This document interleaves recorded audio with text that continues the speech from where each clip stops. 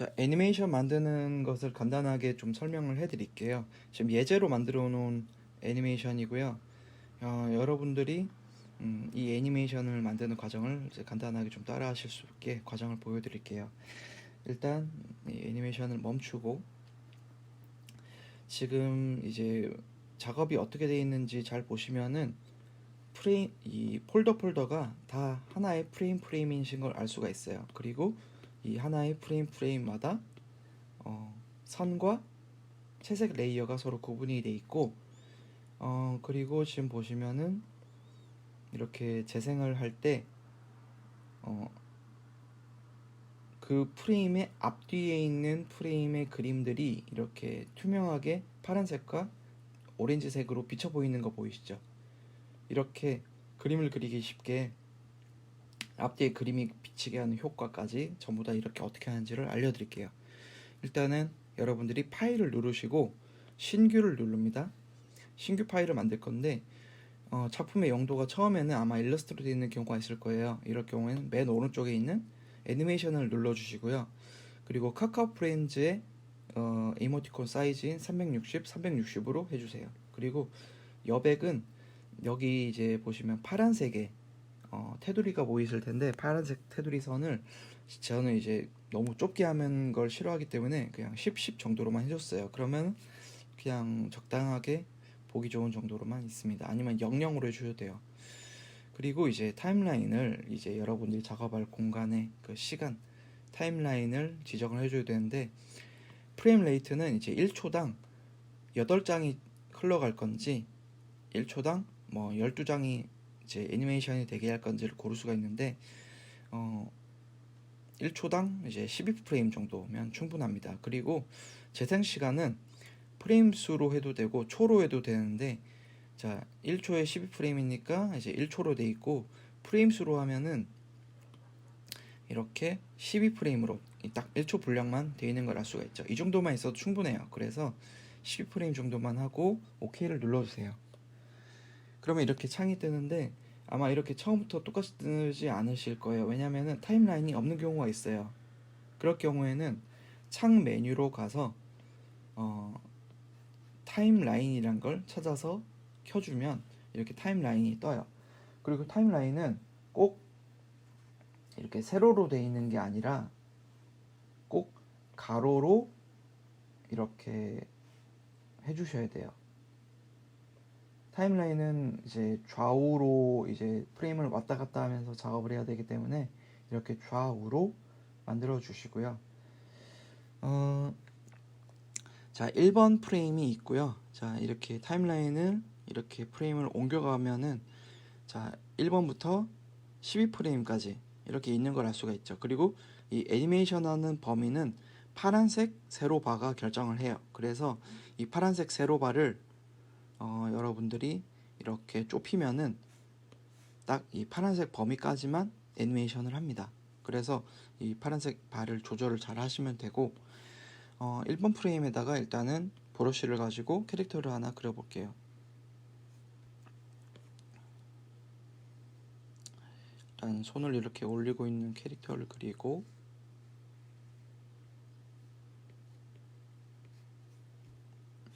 자, 이 친구가 지금 그려졌는데, 그 다음에 이제 그 다음 프레임과 그 다음 셀을 추가하는 거는 이 타임라인 메뉴에서 이 종이에다가 플러스 마크가 그려져 있는 이 아이콘을 누르면은 다음 프레임에 곧바로 이제 새로운 셀이 생겨요. 2번 셀이 생겼죠. 자, 2번 셀에다가 이제 뒷장과 이어지는 이제 그림을 그려야 되는데, 문제는 지금 뒷장에 있는 이거를 좀 보면서 이제 그려야 되는데 안 비치죠. 이럴 경우에는 애니메이션에 애니메이션 셀 표시에 어니언 스킨 유효화라는 걸 해주셔야 되는데, 이 어니언 스킨 유효화는 타임라인 여기 메뉴에 보시면은 종이가 2장 겹쳐져 있는 이 아이콘을 누르시면은 어니언 스킨이 바로 적용이 돼요. 어니언 스킨은 양파 껍질 뭐 이런 뜻이니까 잘 비쳐 보인다는 거였죠.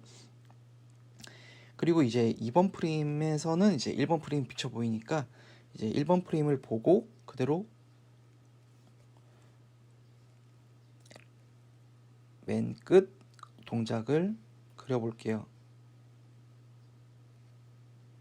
좀 얘가 파닥파닥거리는 느낌이 들게 간단하게 이렇게 만들었어요.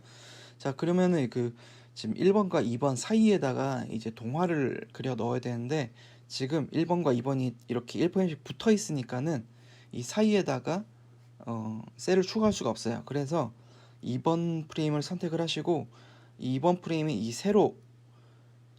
세로의 얇은 선 이거를 선택하고 끌어주시면은 옮길 수가 있어요, 프레임을. 그래서 이거를 좀 한 칸 뒤로 옮겨 줄게요.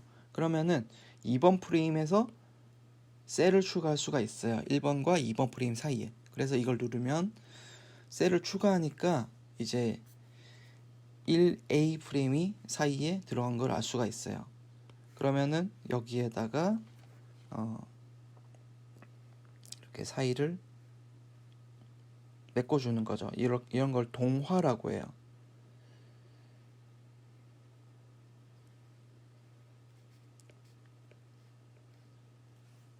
네, 이렇게 하고 애니메이션을 돌려볼게요. 지금 이제 애니메이션이 잘 돌아가는데 지금 중간에 뭔가 툭 끊기는 느낌이 들죠. 이게 왜냐면은 1번 프레임은 손이 올라가 있고 2번 프레임은 손이 내려가 있는데, 이거를 무한 루프로 돌려버리면은 이제 행동이 연결이 안 되죠. 그래서 저는 맨 마지막 프레임 4프레임에다가 1A 프레임을 중간에 이제 있는 그 동화를 맨 마지막에 이제 연결을 해주면은 부드럽게 연결이 될 거예요. 부드럽게 애니메이션이 될 거예요. 그래서 내가 원하는 프레임에다가 원하는 레이어를 넣어주는 방법이 있어요. 그거는 타임라인 메뉴에 보면은 이 셀에다가 쇠사슬 이제 아이콘이 붙어있는 이 아이콘을 눌러주시면 레이어를 선택한 거를 내가 원하는 프레임에다 끼워 넣을 수 있어요. 그래서 저는 1A 레이어를 4프레임에다가 끼워 줄 거예요. 자, 이렇게 해서 재생을 다시 눌러보면 다시 부드럽게 연결이 되죠. 그래서 이런 식으로 지금 애니메이션을 간단하게 선화를 다 마쳤고, 자, 이제 채색을 해볼 건데요. 채색을 할 때는 이 선화 레이어에다가 그대로 채색을 하면 안 돼요. 그래서 따로 선 레이어 따로, 채색 레이어 따로 이렇게 나눠줄 거예요. 그렇게 하려면은 폴더를 만들어 줘야 되는데,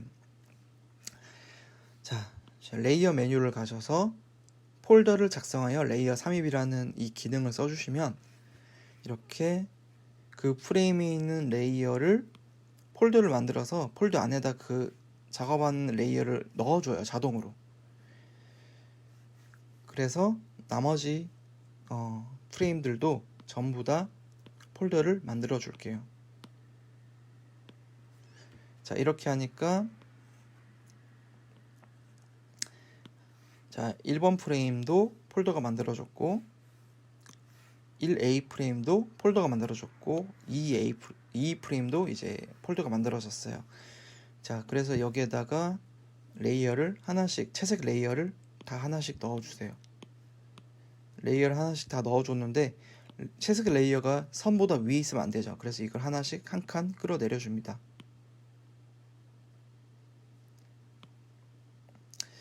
자, 그리고 레이어 1을 선택하셔서 페인트 통, 채우기 툴을 누르시고 편집 레이어를 참조가 아니라 다른 레이어 참조를 눌러서 원하는 컬러를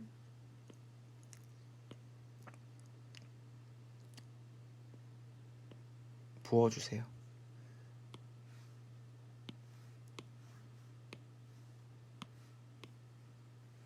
네, 지금 선을 다 부었고요.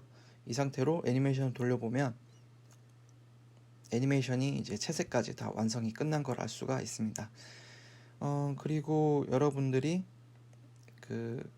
이렇게 1번 이렇게 선을 스케치해 놓은 거는 이제 레이어가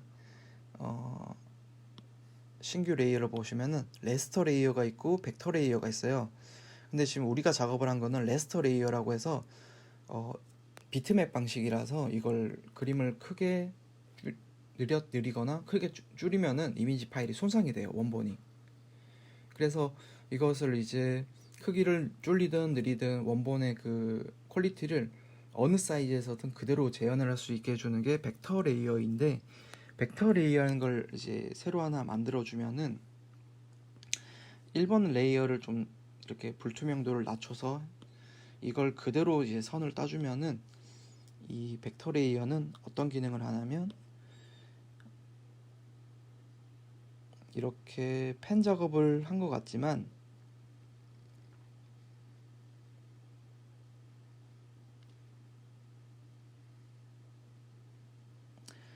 사실 이 벡터 레이어는 이렇게 여러분들이 선 작업을 한 게 오브젝트라는 도구를 누르시면은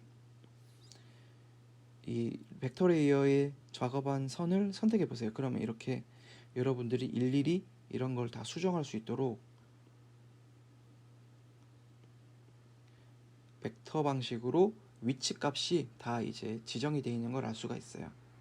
그래서 여러분들이 이 점들의 위치 값을 옮기면서 이 파일을 수정할 수도 있고,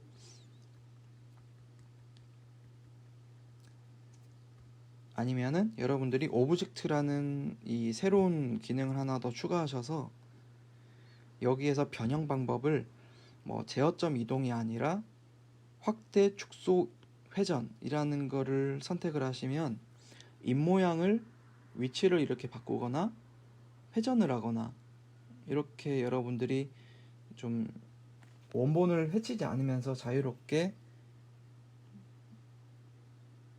이렇게 수정을 할 수 있기 때문에 이 오브젝트라는 기능에서 이제 변형 방법을 자유롭게 왔다 갔다 하시면서 쓰시면 됩니다. 그리고 이제 이 벡터 레이어에서 이 제어점을 수정하는 거에서 가장 좀 재밌는 점은 이 도구 메뉴에서 맨 밑에 선수정이라는 기능을 쓰실 때 제어점 자체를 이동하거나 추가하거나 삭제하거나 이럴 수도 있고, 선폭을 수정할 수도 있고, 아니면 벡터선을 더 단순하게 만들 수도 있고요. 왜냐면 지금 벡터선이 굉장히 많죠. 이거를 벡터선 단순화를 쓰시면은 훨씬 더 단순하게 변하는 걸 볼 수가 있어요. 너무 이제 이거를 강도를 높게 하시면은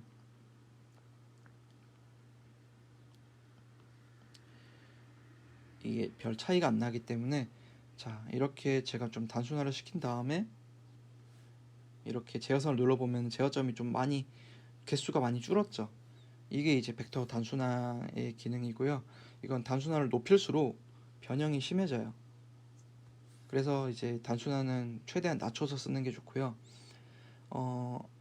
벡터선 연결이라는 거는 여러분들이 이렇게 작업을 하셨을 때 서로 이렇게 벡터선이 서로 이제 이어져 있지 않잖아요. 그럼 이걸 잇고 싶을 때는 이렇게 선수정에 가셔서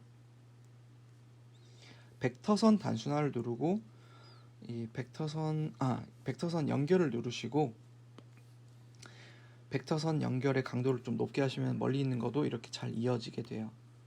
이건 너무 좀 심하게 됐으니까 좀 간단하게 이렇게 하면 벡터선이 연결이 된 거를 볼 수가 있어요.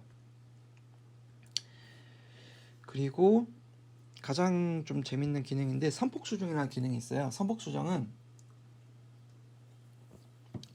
여러분들이 이제 브러쉬의 굵기를 고정해 놓은 상태에서 작업을 하시면 수정하기 힘들잖아요. 근데 이 기능을 쓰시면 일정 굵기로 하기, 예를 들면 제가 3 정도로 줄이고 선 전체 처리로 이제 해볼게요. 그러면 이렇게 선이 이렇게 줄은 모습을 볼 수가 있어요. 그리고 이거를 뭐 20까지 올려볼게요. 20까지 올리면 이렇게 엄청 일괄적으로 선의 굵기를 조정을 할 수가 있어요.